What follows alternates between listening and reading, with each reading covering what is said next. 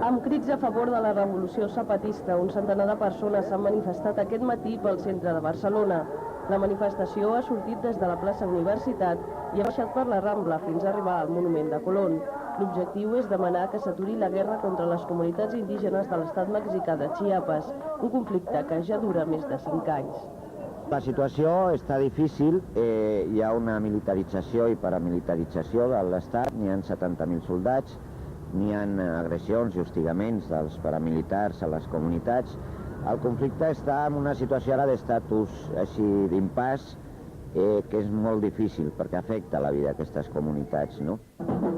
La manifestació ha coincidit amb la consulta popular que es celebra avui a Mèxic sobre els drets i la cultura dels pobles indígenes. Per això s'ha instal·lat una taula a prop del monument a Colón perquè puguin votar tots els mexicans i mexicanes residents a Catalunya. Són 5 preguntes, si estan d'acord en que els pobles indis, perquè no afecta només als de Chiapas, sinó a tots els pobles indis de Mèxic, formin part de la nació.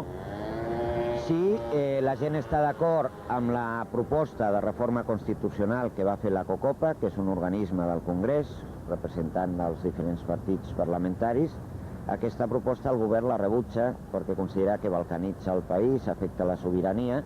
Ells consideren que és correcta, que és una proposta de mínims, i també una pregunta refereix a la militarització, a la guerra que hi ha a Chiapas. La taula electoral estarà instal·lada al costat del monument a Colón fins a les 6 d'aquesta tarda.